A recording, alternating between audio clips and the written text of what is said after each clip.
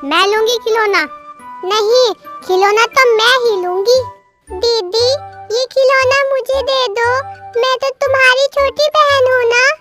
अरे तुम तीनों लड़कियों रही हो, क्या हुआ है तुम्हें? देखो ना माँ, दीदी मुझे खिलौना नहीं दे रही। माँ, खिलौना तो मैं ही लूंगी क्योंकि मैं सबसे बड़ी हूँ। मैं इस खिलौने की अच्छे से देखभाल कर सकती हूँ। माँ, हर बार जब भी खिलौना आता है ये पिंकी रख लेती है, लेकिन इस बार तो खिलौना मैं ही लूंगी। माँ, आप ही बताओ, ये खिलौना किसे मिलना चाहिए? मैं तुम्हारे इस झगड़े को कैसे सुलझाऊं, समझ नहीं आ रहा। तुम तीनों में से खिलौना किसे दूं, समझ नहीं आ रहा। इस तरह टुनटुनी को कुछ समझ नहीं आ रहा था कि वो खिलौना किसे दे। तभी टुनटुनी बहुत सोचकर जवाब देती है। देखो, ये खिलौना किसे मिलना चाहिए, इसका फैसला मैं खुद करूंगी। जो तुम तीनों में सबसे ज्यादा बुद्धिमान होगा, मैं ये खिलौना उसे ही दूंगी। माँ, लेकिन आप कैसे पता करोगी कि हम तीनों में से सबसे ज्यादा बुद्धिमान कौन है? इसका पता अब लग जाएगा। मैं तुम तीनों को 1-1 रुपया दूंगी। तुम्हें उस रुपये से कुछ ऐसा खरीद कर लाना है जिससे हमारा पूरा घर भर जाए। तुम तीनों में से जो भी ऐसा सामान ले आएगा वही बुद्धिमान माना जाएगा और ये खिलौना भी उसी को मिलेगा। लेकिन माँ, 1 रुपये के सामान से पूरा घर कैसे भर सकता है? ये तो तुम तीनों को खुद देखना है कि ऐसा क्या खरीदा जाए जिससे पूरा घर भर सके। टुनटुनी के कहते ही तीनों बहनें ऐसी कोई चीज ढूंढने के लिए चल देती है जिससे पूरा घर भर जाए। सामान जल्दी लाने की होड़ में सबसे बड़ी बहन पिंकी सबसे आगे निकल जाती है। जल्दी में आकर पिंकी का पैर एक छड़ी में फंस जाता है और वो वहीं गिर जाती है। तभी एक बूढ़ी चिड़िया पिंकी से कहती है, अरे बेटा, माफ करना, गलती से मेरी छड़ी गिर गई। मैं अपनी छड़ी उठाने के लिए वहाँ तक नहीं जा सकती। बेटा, मेरी छड़ी उठा दो जरा। बूढ़ी, एक तो मुझे गिरा दिया और ऊपर से मुझसे ही छड़ी मांग रही है। मुझे परेशान मत कर, मैं बहुत जल्दी में हूँ। ये कहकर पिंकी चिड़िया वहाँ से चली जाती है।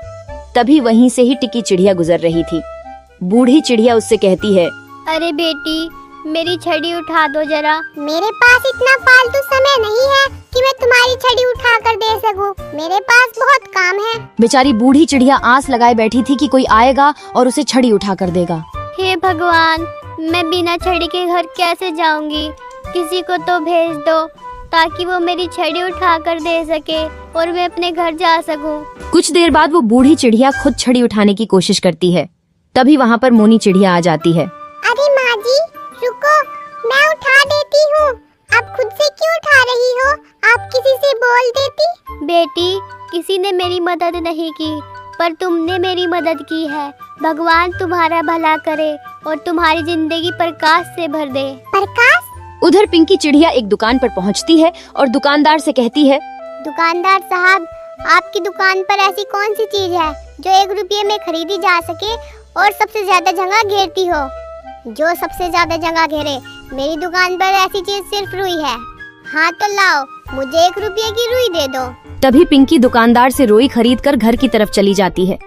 उधर टिकी चिड़िया बैठी हुई सोच रही थी कि उसे क्या खरीदना चाहिए जिससे पूरा घर भर सके। तभी उसके दिमाग में कोई आइडिया आता है। अरे हाँ, मैं एक सर्फ ले लेती हूँ और इस सर्फ से पूरे घर को भर दूंगी। अब देखना मोनी और पिंकी, मैं कैसे पूरे घर को भरती हूँ और खिलौना तो मैं ही लूंगी। तभी टिकी चिड़िया डिटर्जेंट का एक पाउच लेकर घर चली जाती है। तीनों बहनें घर पहुँच चुकी थीं। माँ, मैं घर को भरने के लिए रुई ले आई। अब मैं इस रुई से ही पूरे घर को भर दूंगी। लेकिन उस रुई से तो घर भरा ही नहीं था। पिंकी निराश होकर बैठ जाती है। तभी टुनटुनी देखती है कि टिकी चिड़िया एक सर्फ का पाउच लिए हुए है। वो टिकी से पूछती है, अरे टिकी, तुम तो एक छोटा सा सर्फ का पाउच ले आई हो। तुम कैसे इस सर्फ के पाउच से पूरे घर को भरोगी? माँ, अब आप देखती जाओ मेरा दिमाग। खिलौना तो मुझे ही मिलेगा। तभी टिकी चिड़िया पानी के घड़े में सर्फ को डाल देती है। कुछ ही देर में घड़े से झाग निकलने लगते हैं। माँ, अब देखना, ये झाग पूरे घर को भर देंगे। अब तो आप मुझे खिलौना देने की तैयारी करो।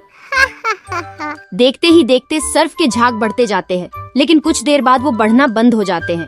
अरे, ये झाग तो बढ़ना बंद हो गए। ऐसे तो मुझे खिलौना नहीं मिलेगा, मुझे ही कुछ करना पड़ेगा। तभी टिकी घड़े में और पानी भर देती है, लेकिन पानी डालने से झाग खत्म हो जाते हैं। टिकी झाग लाने की बहुत कोशिश करती है, लेकिन झाग नहीं आने से वो हार कर बैठ जाती है। मोनी बेटा, तुम क्या लेकर आई हो? रुकिए माँ, मैं आपको अभी दिखाती हूँ। तभी मोनी चिड़िया एक मोमबत्ती लेकर उसे जला देती है, जिससे मोमबत्ती का प्रकाश पूरे घर में फैल जाता है। अरे वाह बेटा, तुमने तो सच में ही पूरा घर भर दिया। तुम्हें ये तरकीब कहाँ से सूझी बेटा? माँ, मैंने रास्ते में एक बूढ़ी चिड़िया की मदद की थी। उसी की दुआ से मेरे मन में घर को प्रकाश से भरने की तरकीब सूझी। बेटा, इस खिलौने की असली हकदार तुम ही हो। लो बेटा, अपना खिलौना ले लो।